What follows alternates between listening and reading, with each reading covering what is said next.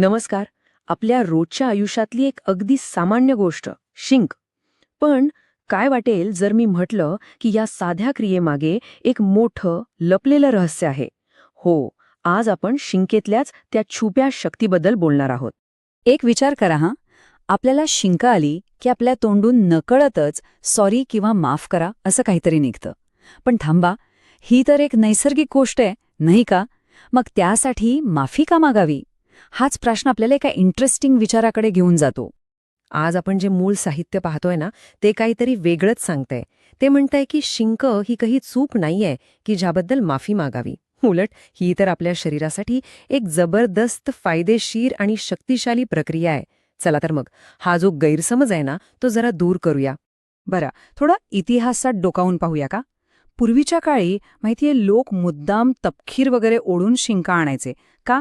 तर डोकं हलकं व्हावं म्हणून.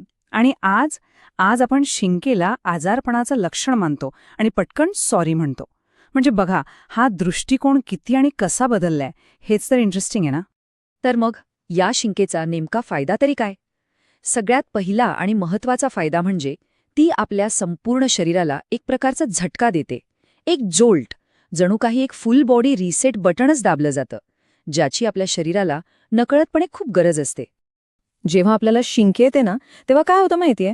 आपलं हृदय मेंदूकडे आणि पोटाकडे एकदम अचानक आणि जोरदार दाब निर्माण करतं. आणि या दाबामुळे आपल्या पूर्ण रक्तप्रवाह प्रणालीमध्ये एक शक्तिशाली शॉकवेव्ह तयार होते. म्हणजे एक प्रकारे ही आपल्या शरीराची स्वतःची शॉकवेव्ह थेरपी आहे असं म्हणू शकतो. आणि याचा परिणाम तो तर अगदी लगेच दिसतो. संपूर्ण शरीरात रक्तप्रवाह जोरात सुरू होतो, रक्तवाहिन्या मोकळ्या होतात आणि सगळ्यात भारी म्हणजे डोकं एकदम हलकं आणि फ्रेश वाटतं. एवढंच नाही तर डोक्यात विचारांचं जे चक्र सुरू असतं ना, ते क्षणभर थांबतं आणि मनाला एकदम ताजंतवान वाटतं. आता बघा, ह्या स्रोतामध्ये एक खूपच आश्चर्यकारक निरीक्षण मांडले. त्यांचा दावा आहे की स्त्रिया, म्हणजे विशेषतः ज्या घरात स्वयंपाक किंवा साफसफाई करतात, त्यांना जास्त वेळा शिंका येतात आणि त्यांच्यात पुरुषांच्या तुलनेत हृदयविकाराचं प्रमाण कमी दिसतं. हा स्रोत या दोन गोष्टींना जोडतोय.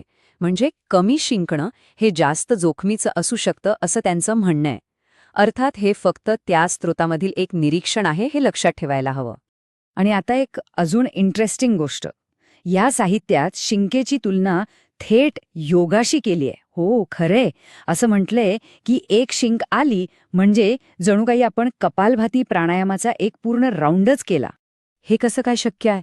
चला बघूया. बघा, शिंकताना काय होतं, आपल्या पोटावर प्रचंड दाब येतो. पोटाचे स्नायू एकदम वेगाने आकुंचन पावतात.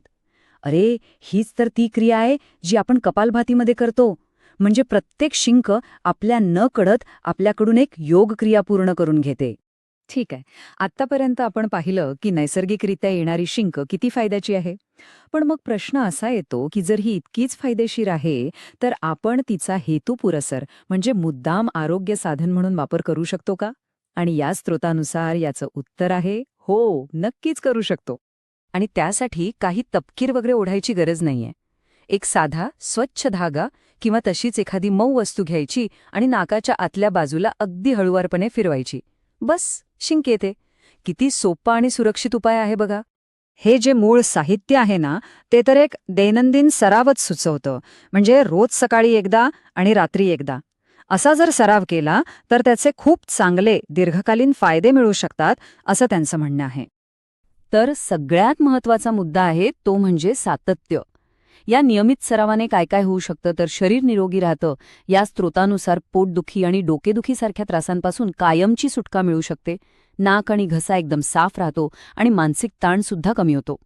एवढंच नाही तर निसर्गोपचारामध्ये याला हृदयविकारावरचा एक जबरदस्त प्रतिबंधात्मक उपाय मानला जातो. आणि हो, जे अभ्यास करतात किंवा ज्यांना खूप लक्ष लावून काम करायचं असतं, त्यांच्यासाठी तर एक खास फायदा सांगितलाय. समजा अभ्यास करताना खूप झोप किंवा सुस्ती येतेय, तर फक्त 1-2 शिंका मुद्दाम आणायच्या. झालं, पुढचे 2 तास डोकं इतकं फ्रेश आणि अलर्ट राहील की झोपेचा पत्ताच लागणार नाही, असा या स्रोताचा दावा आहे. चला, आता आपण ह्याच्या एका वेगळ्याच पैलूकडे वळूया, जिथे शिंकेला फक्त एक शारीरिक क्रिया नाही, तर त्याहून खूप मोठं, जवळजवळ एक दैवी देणगी मानलं गेलाय. आपल्याला शिंक आल्यावर काय होतं? चेहरा लाल होतो, डोळ्यातनं पाणी येतं. ह्या गोष्टी आपल्याला थोड्याशा विचित्र किंवा लाजिरवाण्या वाटू शकतात, नाही का? पण गंमत म्हणजे ह्या स्रोतानुसार हे जे वरवरचे परिणाम दिसतात ना, ते सुद्धा फायद्याचेच आहेत. तो जो चेहऱ्यावर येणारा लालसरपणा आहे ना, तो सुधारलेल्या रक्तप्रवाहाची खूण आहे. डोळ्यातून जे पाणी येतं ते आपले डोळे स्वच्छ करण्याचं काम करतं. आणि या सगळ्याचा एकूण परिणाम एक उज्ज्वल आणि अधिक तेजस्वी चेहरा. आणि म्हणूनच ह्या सगळ्या फायद्यांकडे पाहिल्यावर हा स्रोत एका निष्कर्षावर येतो. तो म्हणतो की ही जी अचानक आणि न थांबवता येणारी शिंका आहे ना, ती खरं तर सजीवांना मिळालेली एक दैवी देणगीच आहे. तर मग हे सगळं ऐकल्यावर पुढच्या वेळी जेव्हा शिंक येईल तेव्हा तोंडून सॉरी निघणार की आपल्या शरीराचा आभार मानण्याची इच्छा होणार, यावर नक्की विचार